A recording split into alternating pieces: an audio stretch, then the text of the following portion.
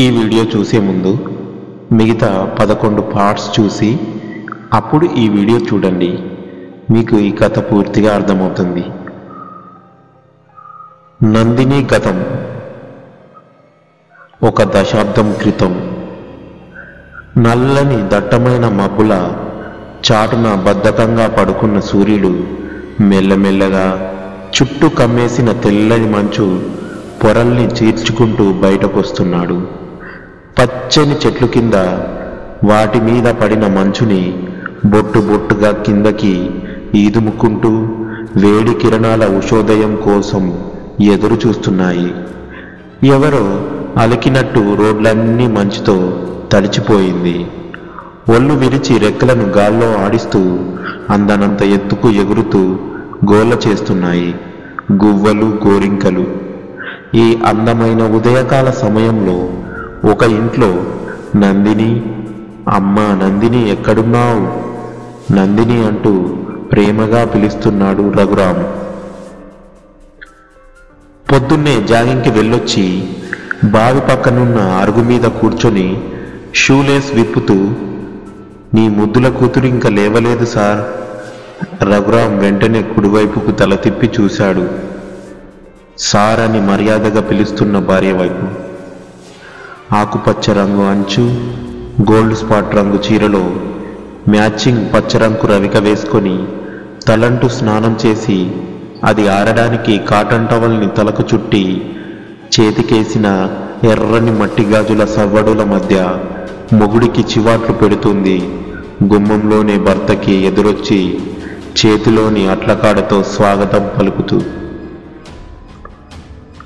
బదులుగా మొహంలో నవ్వులు పూయిస్తున్నాడు రఘురాం మారు మాట్లాడలేక.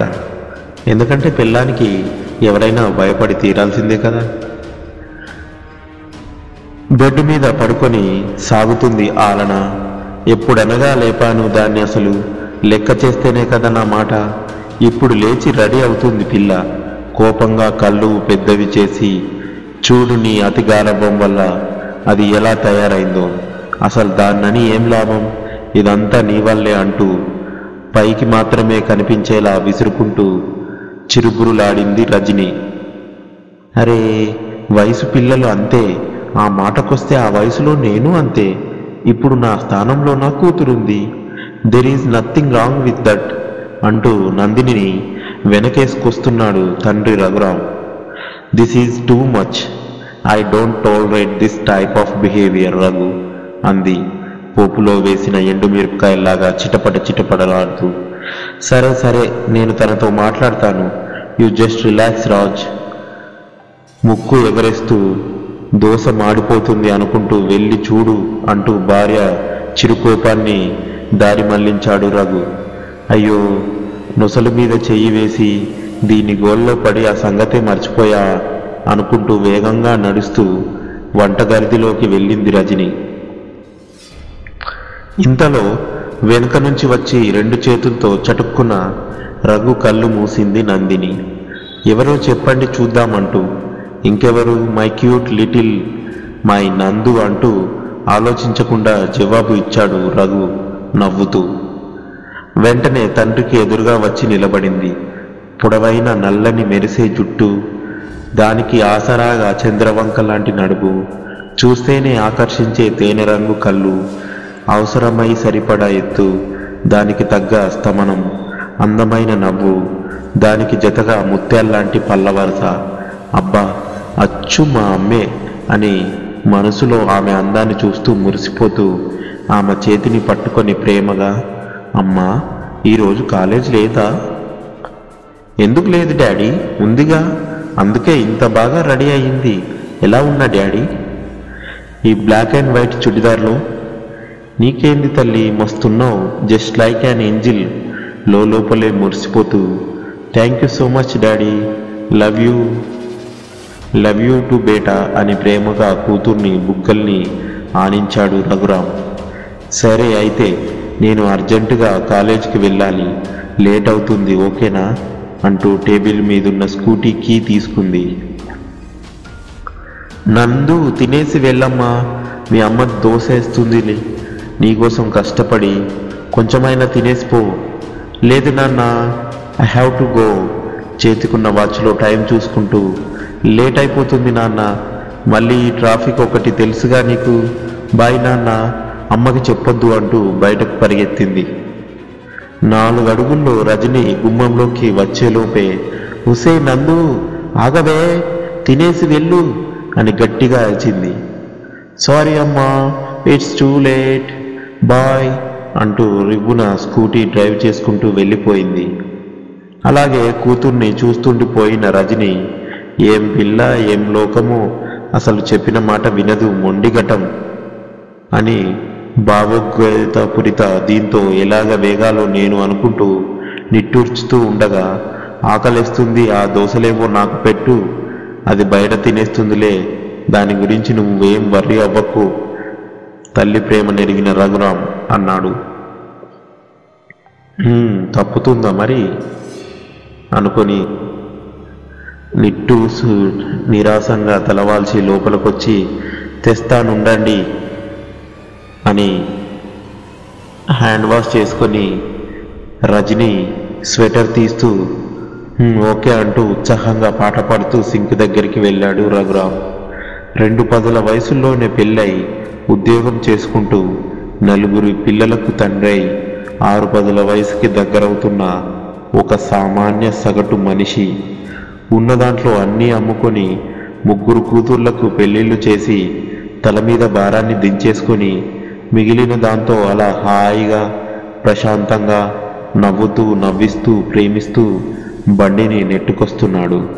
ఆయనకున్న కోరికల్లా చివరి కూతురైన నందినిని కూడా ఒక మంచివాడికిచ్చి ఘనంగా పెళ్లి చేసి తృప్తిగా ఆనందంగా కన్నుమూయాలని.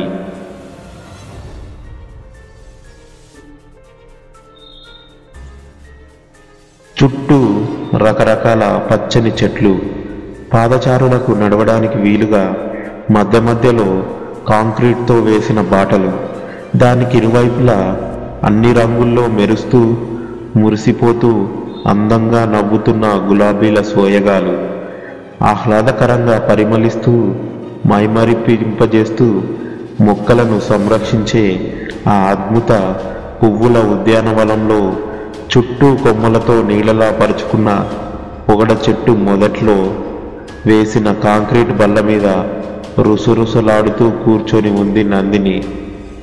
ప్రకృతి ఇంత అందంగా తన కళ్ళ ముందే కనిపిస్తున్నా అసలు అవి ఏమీ పట్టించుకోకుండా నిమిషానికొకసారి చేతికున్న వాచ్లో టైం చూసుకుంటూ ఎవరి కోసమో ఎదురు చూస్తున్నట్టు పదే పదే తల తిప్పి ఆ పార్కు ఎంట్రన్స్ గేటు వైపే చూస్తుంది. ఉదయం 10 గంటలకు తెరవడం వల్ల పార్క్ అంతా మిక్కిలి నిశ్శబ్దంగా ఉంది. జనాలు మెల్లిగా ఎంట్రీ టికెట్ని చింపుతున్న సెక్యూరిటీని దాటుకొని ముందుకు వస్తున్నారు.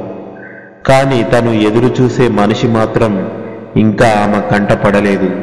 అసలే ఓపిక అనే మాటకి అర్థం తెలియని మహా కోపదారి మనిషి. లోపల ఎన్నో సందేహాలు, మరెన్నో ఊహాగానాలు, రెండింటికి నడుమ ఊగిసలాడుతూ అప్రయత్నంగానే ఏవో ఆలోచనలు ఆమెనలా చుట్టుముట్టాయి.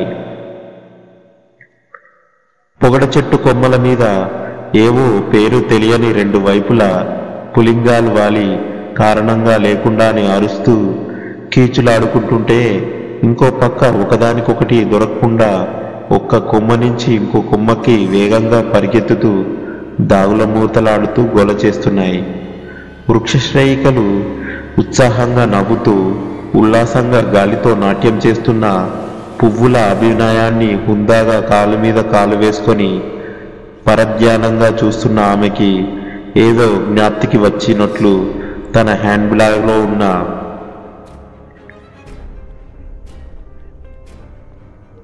సోనీ మొబైల్ని ఫోన్ని బయటకు తీసి కాల్ చేసింది. మీరు డయల్ చేసిన నెంబర్ ప్రస్తుతం బిజీగా ఉంది. అదే నెంబర్కి మళ్ళీ కాల్ చేసింది. తిరిగి అదే సమాధానం వినిపించటంతో చిరాకు పడుతూ తన బ్యాగులోని సహనాన్ని కొంచెం కొంచెంగా కోల్పోతుంది.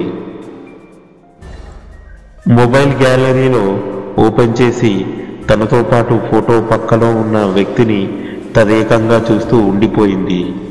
ఎర్రని సూర్యకాంతి సహజంగా ఎదిగి ఒదిగిన శ్యామవర్ణమైన ఆమె కురులపైన మెరుస్తుంటే ముఖముపైన ముసురుకున్న ముంగురులతో పిల్లగాళ్ళు ఆటలాడుతూ అల్లరి చేస్తుంటే ఏకాగ్రతగా ఫోన్నే చూస్తూ ఆమె చుట్టూ ఉన్న వెలుగు ఒక్కసారిగా మాయమై నల్లని చీకటి ముసిరింది ఆమె కళ్ళలు.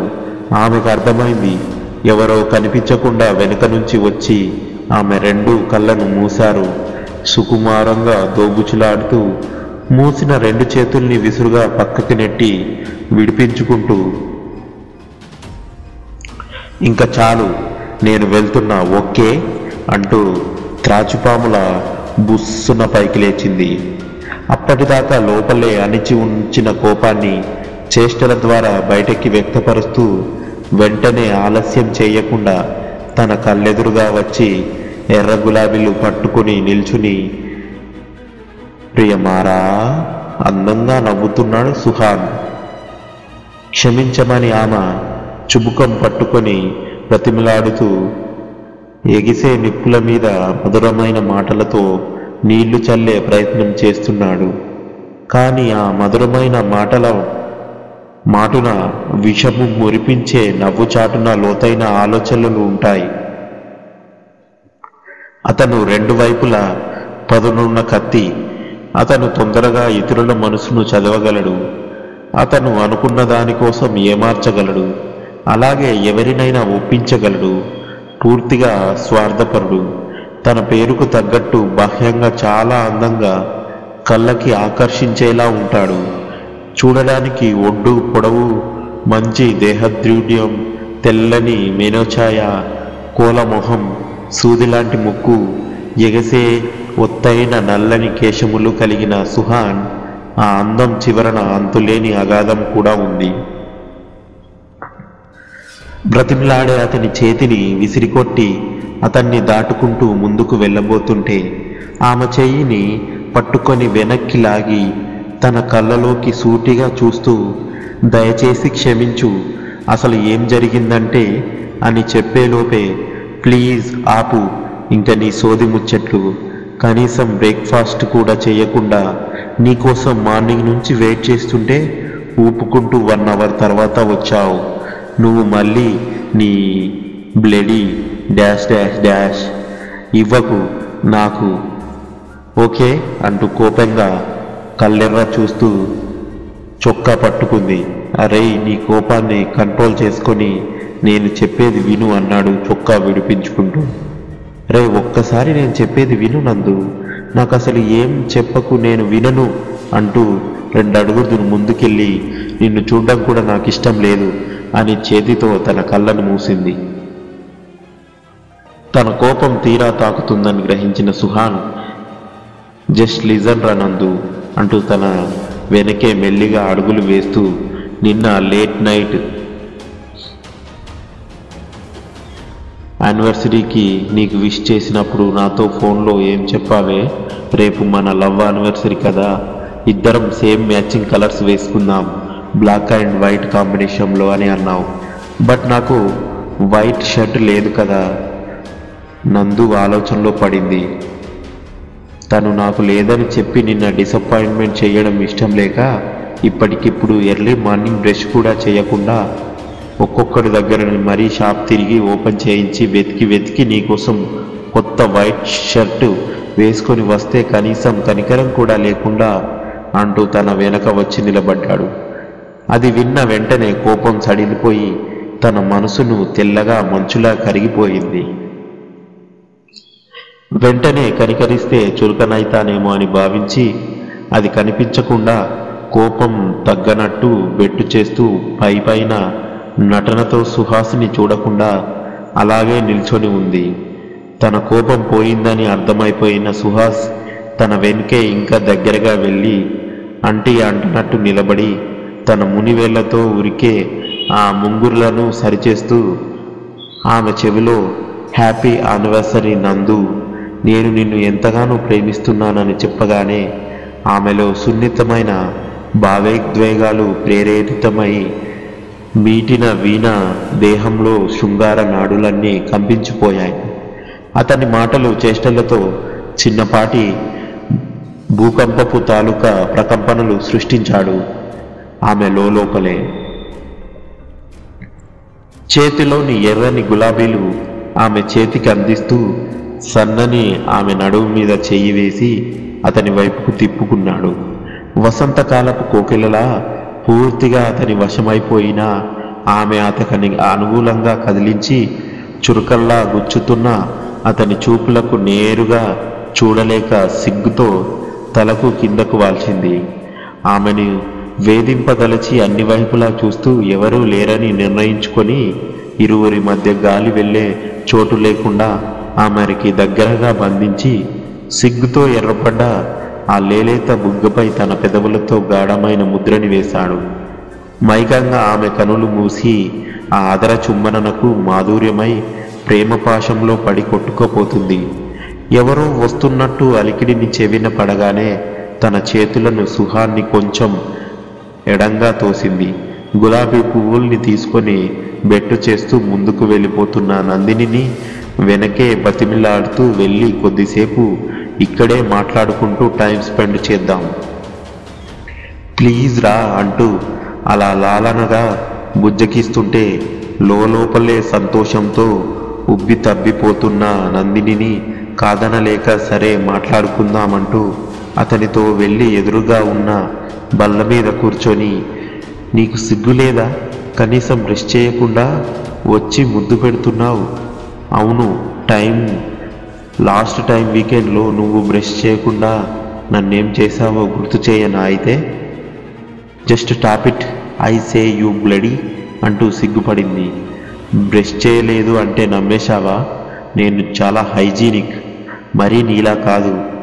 పోరా చెప్పావు గాని అని ఒకరినొకరు చూసుకుంటూ చేతిలో చెయ్యి వేసుకొని మాట్లాడుకుంటూ కాసేపెలా ప్రేమసాగరంలో తేలుతూ మునుగుతూ పడుతూ లేస్తూ సమయాన్ని పక్కకి నెట్టి విహంగములై అంబరమంతా కలియ తిరిగారు. ఇంతసేపు చూస్తావు సుహాన్, నాకు ఆకలేస్తుంది, లంచ్ చేద్దాం హోటల్కి వెళ్ళి ఎక్కడైనా అంది నందిని. అవునా, నాకు కూడా చాలా ఆకలిస్తుంది, కానీ ఆ హోటల్కి వెళ్తే తీరేది కాదు అంటూ ఆమెని కోరికగా చూశాడు. ఛీ, నీకెప్పుడు అదే ధ్యాస.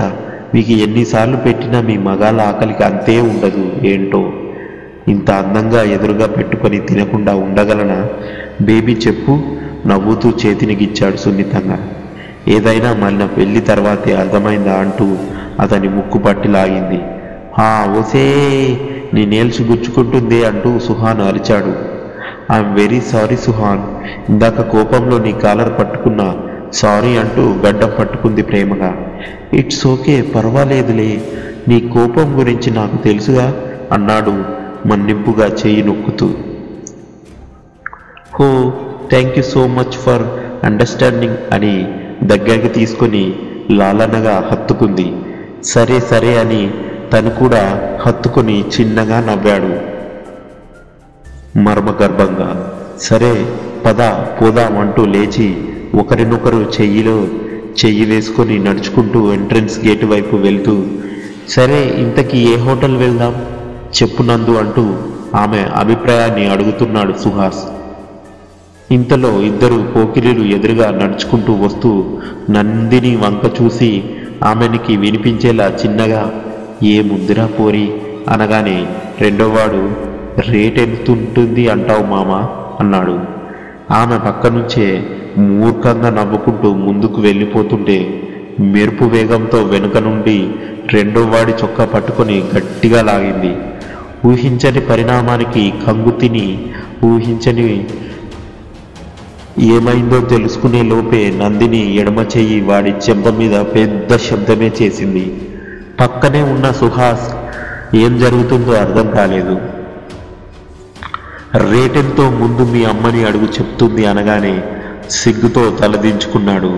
ఆ ఇద్దరి పోకిరీలకు ఆమెకున్న ధైర్యానికి ఆమెకున్న ఆత్మవిశ్వాసానికి అక్కడ క్షణం కూడా నిలబడలేకపోయారు.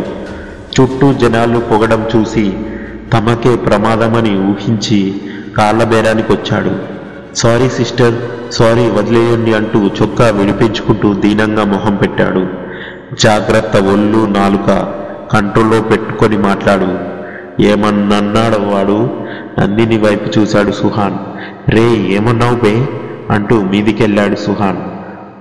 పో అంటూ వాడి చొక్కా వదిలేసింది, గొడవ ఇంకా పెద్దది చేయడం ఇష్టం లేక. సుహాన్, అరే వాడికి ఎందుకని వదిలేశావు? లేకపోతే ఇలాంటి వాళ్ళ కోసం నా విలువైన సమయాన్ని వేస్ట్ చేసుకొని కూర్చుంటానా ఏంటి? కోపంగా అంది నందిని. ఇంకా చాలు, పద వెళ్దామంటూ అక్కడి నుండి బయలుదేరి రెస్టారెంట్కి వెళ్ళారు ఇద్దరు. నువ్వు ఎక్కడున్నా సరే మనం వెంటనే మీట్ అవ్వాలి. ఏమైంది అని అడిగాడు సుహాన్. నీకు విషయం చెప్పాలి, చాలా ఇంపార్టెంట్. సరే సరే, నేను వస్తాను ఈవినింగ్ 5 o'clock. ఏమైంది నందు? చెప్పు, ఏంటి అర్జెంటుగా రమ్మన్నావు? Suhan, I am pregnant. What? Are you serious? Oh no. తర్వాత ఏం జరిగిందో తెలుసుకోవాలంటే నెక్స్ట్ పార్ట్ కోసం వెయిట్ చేస్తూ ఉండండి. ఈ వీడియో మీకు నచ్చినట్లయితే లైక్ చేసి మీకు ఏమనిపించిందో కమెంట్ చేయండి. అలాగే మరిన్ని వీడియోల కోసం సబ్స్క్రైబ్ చేసుకోండి. Thank you for watching our videos.